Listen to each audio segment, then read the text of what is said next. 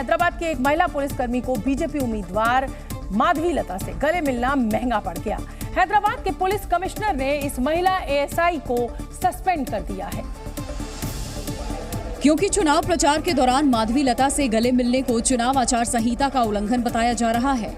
जिस महिला अधिकारी को सस्पेंड किया गया है उनका नाम उमा देवी है और वो हैदराबाद के सैदाबाद थाने में तैनात हैं। हुआ यूं कि हैदराबाद से बीजेपी की उम्मीदवार माधवी लता सैदाबाद इलाके में चुनाव प्रचार करने पहुंची। लोकल थाना होने की वजह से एएसआई उमा देवी को उनकी सुरक्षा में तैनात किया गया। माधवी लता इलाके में लोगों से मिल रही थी, अपने लिए वोट मांग रही थी और उमा देवी उनके आसपास रहकर सुरक्षा का जिम्मा संभाल रही थी। इस दौरान जब दोनों का आमना सामना हुआ तो ड्यूटी पर तैनात एएसआई उमा देवी ने पहले तो माधवी लता से हाथ मिलाया और फिर उन्हें गले लगा लिया। बीजेपी उम्मीदवार माधवी लता और महिला एएसआई उमा देवी के हाथ मिलाने और गले मिलने का ये वीडियो सोशल मीडिया पर वायरल हो गया, जिसके बाद हैदराबाद के पुलिस कमिश्नर के श्रीनिवास रेड्डी ने इसका संज्ञान लेते हुए इसे चुनाव आचार संहिता का उल्लंघन माना और उमा देवी को सस्पेंड कर दिया। वायरल वीडियो और महिला पुलिस अफसर के निलंबन की खबरों ने माधवी लता को एक बार फिर चर्चा में ला दिया है। हालांकि बीजेपी ने जब से उनको एमआईएम के नेता असदुद्दीन ओवैसी के खिलाफ उतारा है, वो तभी से सुर्खियां बटोर रही हैं। कभी अपने तीखे बयानों की वजह से, सच्चे मैं आज बता रही हूँ, सारे जितने वक्फ बोर्ड के प्रॉपर्टीज अपने हड़पे ना, वो और मंदिरों के जमीन भी जितने भी कब्जा हुए, मैं पूरा बाहर निकाल रही हूँ। घड़ी आपका शुरू हो गया।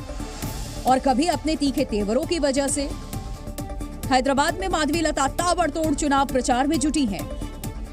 वैसे तो हैदराबाद असदुद्दीन ओवैसी की पारंपरिक सीट मानी जाती है, क्योंकि यहाँ मुस्लिम वोटरों की संख्या 60% के आसपास है।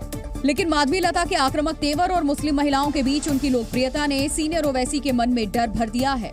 शायद यही वजह है कि जूनियर ओवैसी यानी कि अकबरुद्दीन ओवैसी ने हैदराबाद से डमी कैंडिडेट के तौर पर पर्चा दाखिल किया है। असदुद्दीन ओवैसी को डर है कि किसी भी वजह से अगर उनका पर्चा खारिज हुआ तो हैदराबाद में माधवी लता को कोई रोक नहीं पाएगा। इसीलिए उनके छोटे भाई अकबरुद्दीन ने अपना नामांकन दाखिल किया है, ताकि सीनियर ओवैसी का पर्चा रद्द हुआ तो जूनियर ओवैसी माधवी लता को चुनौती देंगे।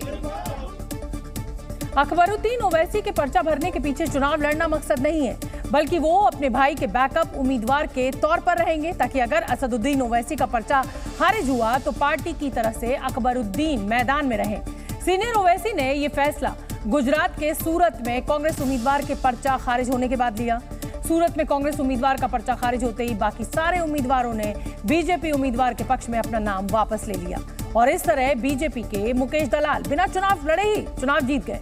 सीनियर ओवैसी लगातार 4 बार से हैदराबाद के सांसद हैं और वो अपने गढ़ में किसी और की एंट्री नहीं चाहते हैं। और बात पते की यह है कि अपने तेवर और बयानों से माधवी लता तेजी से लाइमलाइट में आई हैं और ओवैसी को उनके गढ़ में तगड़ी चुनौती भी दे रही हैं। मुस्लिम महिलाओं में उनकी पैठ को देखते हुए असदुद्दीन ओवैसी उन्हें हल्के में लेने की भूल नहीं कर सकते। जी न्यूज़।